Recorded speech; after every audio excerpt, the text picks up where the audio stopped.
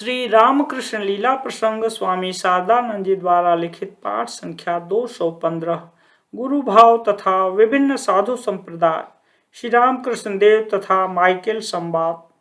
तदनंतर मधुसूदन जी ने श्री रामकृष्ण देव के सम्मुख से कुछ धर्मोपदेश सुनने की अभिलाषा प्रकट की। श्री रामकृष्ण देव हमसे कहा करते थे, मेरे मुंह को मानो किसी ने पकड़ लिया, मुझे कुछ कहने नहीं दिया।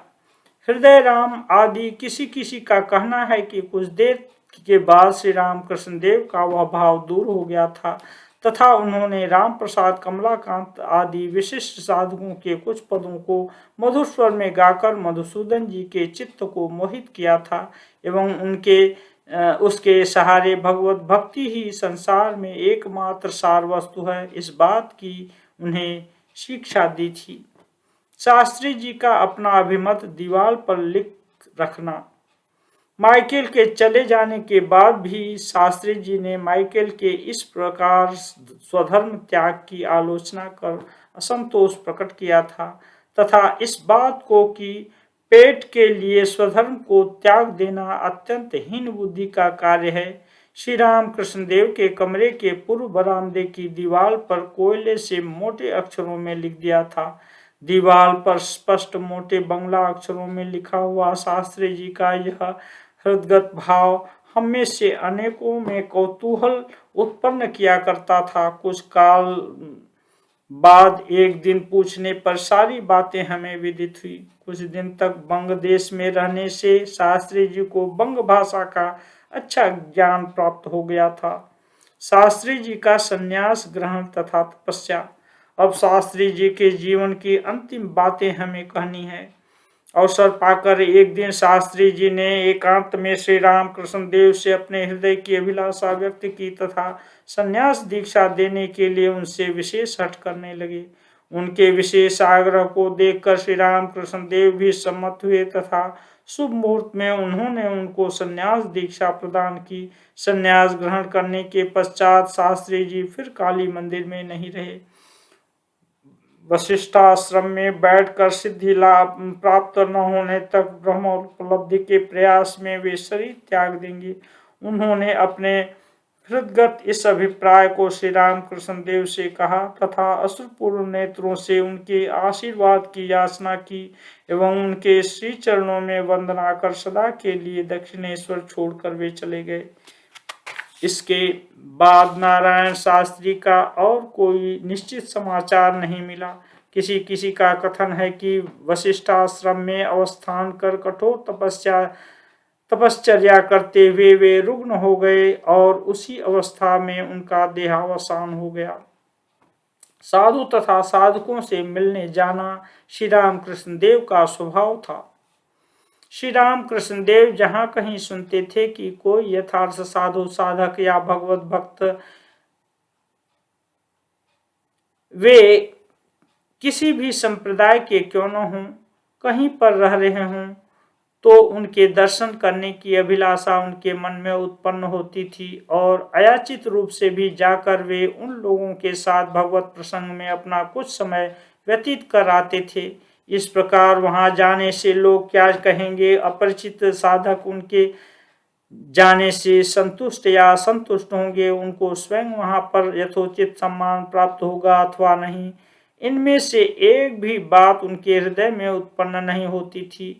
किसी तरह वहां पहुंचकर वे साधक किस तरह के व्यक्ति हैं तथा अपने लक्ष्य की ओर वे कहाँ तक अग्रसर हो पाए हैं इत्यादि बातों का पता लगाकर तथा समझकर किसी निश्चित मीमांसा पर पहुंचने के बाद तब कहीं वे शांत होते। शास्त्रज्ञ साधक पंडितों की बातें विदित होने पर भी श्री रामकृष्ण देव बहुधा इस प्रकार किया करते थे। पंडित पद्मलोचन, स्वामी दयानंद सरस्वती आदि अनेक व्यक्तियों से श्री रामकृष्ण देव इस प्रकार मिलने गए थे तथा वार्तालाप के प्रसंग में बहुधा वे हमसे उन लोगों की चर्चा किया करते थे। उनमें से अब हम पंडित पद्मलोचन के संबंध में पाठकों से कहना चाहते हैं। बंगाल के न्याय शास्त्र के प्रवेश का कारण। श्री रामकृष्ण देव के आविर्भाव से पहले बंगाल में वेदांत शास्त्र की चर्चा अति विरल थी। यद्यपि शंकराचार्य ने अनेक शताब्दी पूर्व तर्क युद्ध में तांत्रिकों को पराजित किया था, फिर भी साधारण लोगों में वे अपने मत को विशेष रूप से प्रतिष्ठित नहीं कर सके थे। फलतः बंगाल का तंत्र शास्त्र वेदांत के अद्वैत भाव रूप मौलिक तत्व को सत्य के रूप में स्वीकार कर तथा अपनी उपासना पद्धति में उसके कुछ अंशों को समाविष्ट कर साधारण लोगों में पहले की तरह पूजन आदि का ही प्रचार करता रहा एवं बंगाल के पंडित वर्ग ने न्याय दर्शन की विवेचना में अपने उर्वर मस्तिष्क की सारी शक्तियों का व्यय करते हुए यथाकाल नव्य न्याय का सृजन कर दर्शन के राज्य में एक अद्भुत युग विप्लव उपस्थित कर दिया। आचार्य शंकर द्वारा तर्क में पराजित तथा अपमानित होने के कारण ही क्या बंगवासियों में तर्कशास्त्र की आलोचना इस प्रकार वर्धित हुई थी, यह कौन कह सकता है। किंतु देश विशेष द्वारा किसी विषय में पराजित होकर क्षोभ तथा अपमान से पराजित देश में उस विषय में सबको अतिक्रम करने की अभिलाषा तथा प्रयास का उदय होना संसार में अनेक बार देखा है। तंत्र तथा न्याय शास्त्र की रंगभूमि बंगाल में श्री रामकृष्ण देव के आविर्भाव से पूर्व वेदांत चर्चा इस प्रकार विरल होने पर भी ऐसी बात नहीं कि कुछ लोग उसके उदार सिद्धांतों के अनुशीलन के प्रति आकृष्ट नहीं होते थे।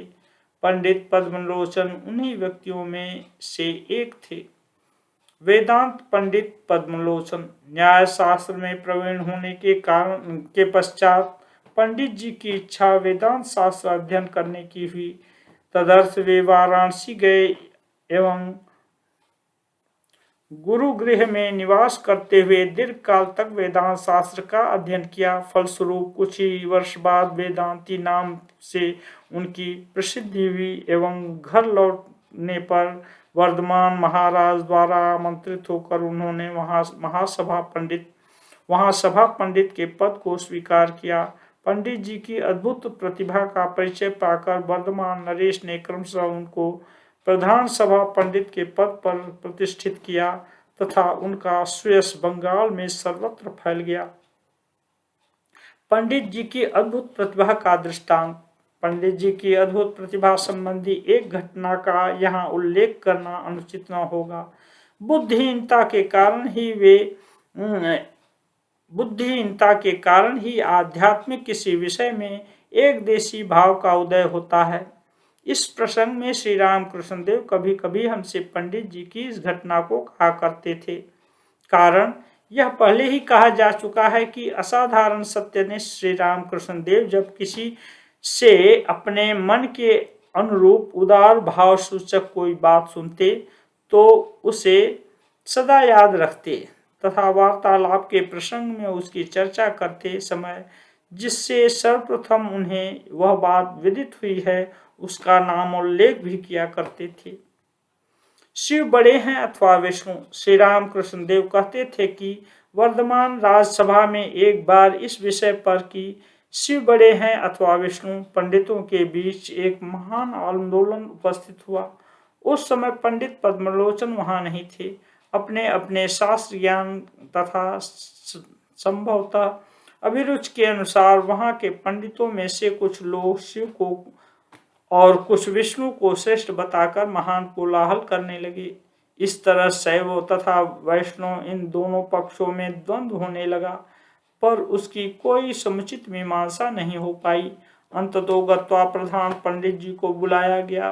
पंडित पद्मलोचन सभा में आए और प्रश्न सुनते ही बोले, मेरे पुरखों में से किसी ने न तो शिव को देखा है न विष्णु को, अतः कौन बड़े तथा कौन छोटे हैं यह मैं कैसे कह सकता हूँ।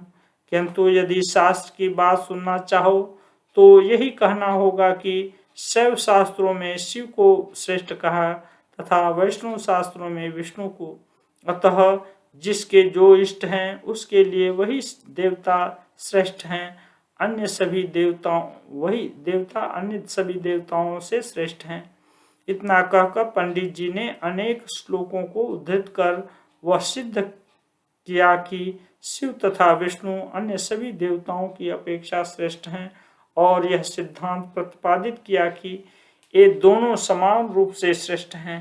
उनके इस प्रकार सिद्धांत निर्देश से तब कहीं विवाद समाप्त हुआ तथा सब लोग उनकी प्रशंसा करने लगे। पंडित जी के इस प्रकार आडंबर रहित सरल शास्त्र ज्ञान तथा स्पष्ट कथन के द्वारा ही उनकी प्रतिभा का हमें पर्याप्त परिचय मिलता है एवं उनकी इतनी ख्याति तथा प्रसिद्धि क्यों हुई थी इसका भी पता चलता है।